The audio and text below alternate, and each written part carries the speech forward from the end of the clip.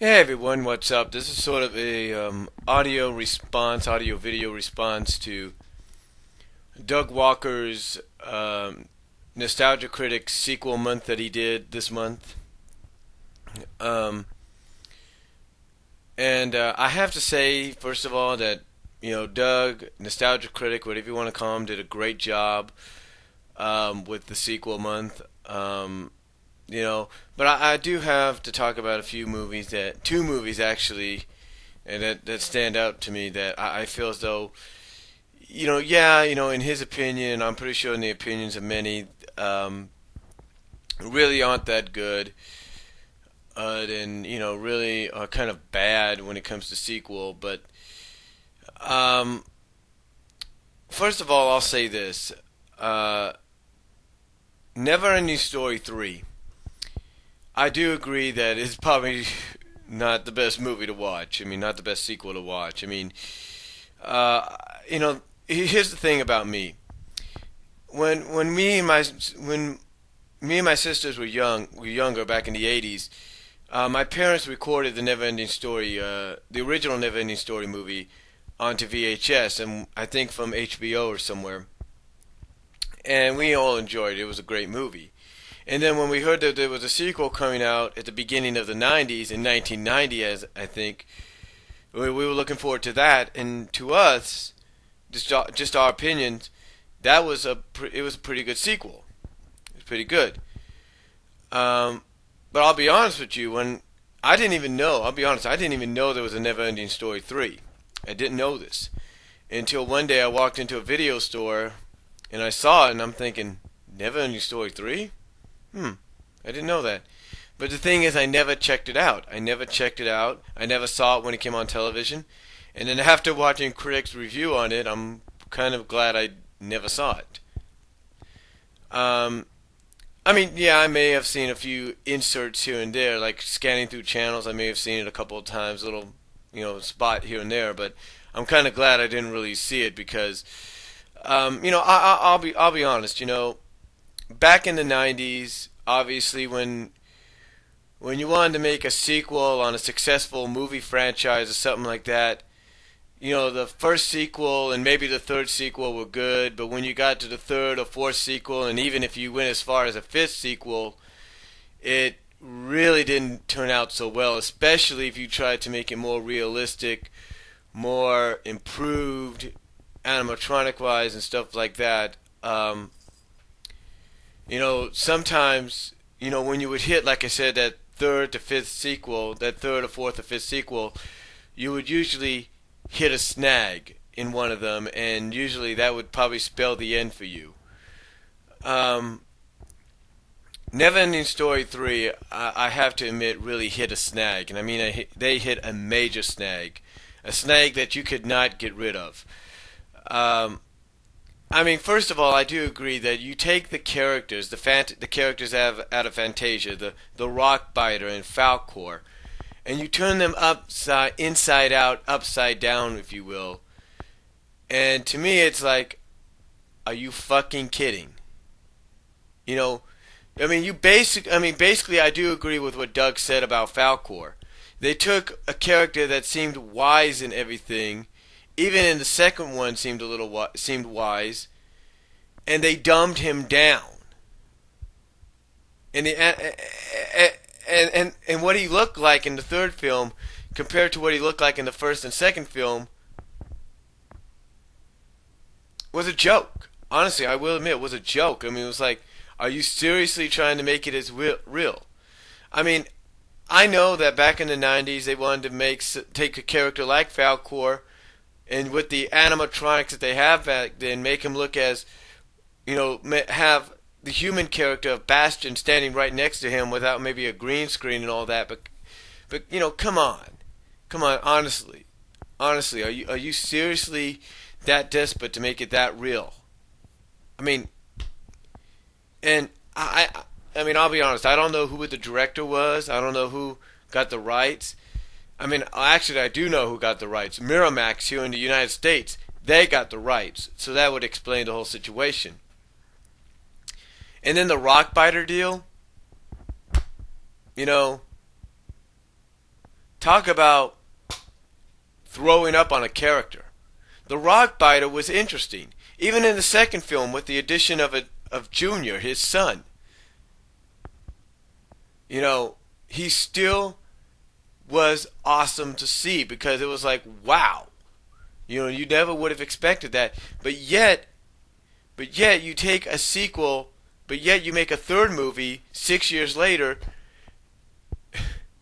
and you turn the rock biter, his son, and obviously his wife, you turn their introductory into the movie, into a sitcom, into a 5-minute sitcom, from what I can understand, a 5-minute sitcom.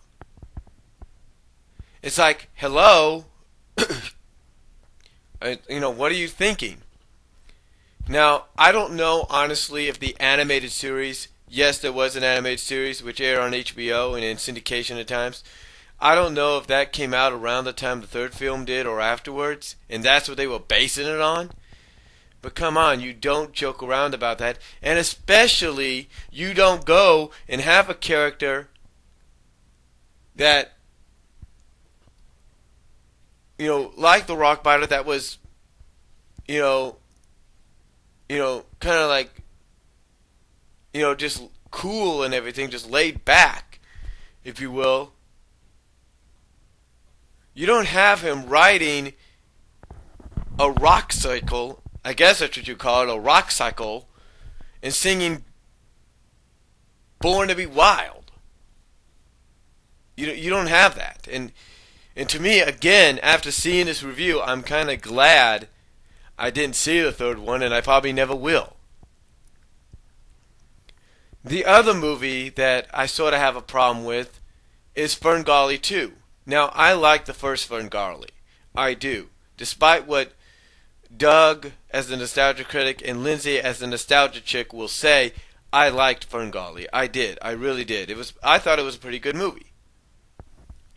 I really did. I'm surprised he hasn't reviewed Once Upon a Forest. Again, I think that's a good movie too, but honestly, Ferngully, the first movie, to me was really good. I mean, I thought that was pretty well done. The sequel, I don't really know. I think the sequel, to me, honestly, it has its animation errors. There's no doubt about it. You could see it. But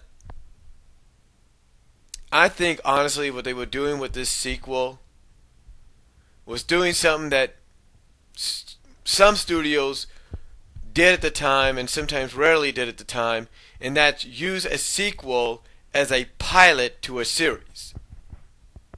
I think that's what they were doing with Ferngully 2, trying to probably use it as a pilot to a possible series that never got made or never came to fruition. That's my only thing about that, because again, you look at the animation errors, and it's the kind of animation errors you would see in an animated series. I mean, to me, if the second Ferngully wasn't a possible pilot to a proposed animated series that didn't get off the ground, then I don't know what is. I don't know what is. And, to me, again, I didn't see Ferngully 2, and honestly, I don't think I ever will, because to me, it just doesn't, even if I did see it, to me, it just really doesn't have the same flavor and the same charisma and likability that the first one did. So, honestly, I probably won't ever see it. But now let's talk about the two movies he did talk about. And those two movies that I actually enjoyed them somewhat, is Care Bears 2, New Generation, and Secret of NIMH 2. Now, Care Bears 2, I liked it because I grew up on it. I'm not going to deny that. I liked it. I grew up on it. And the first movie to me was good. I'm not going to deny that. It had a great story, great plot outline, a great villain. But this sequel, to me, I look at it like this. Care Bears 2, A New Generation, was more of a, yeah, it was more of a revamping or more of a retelling of the origins.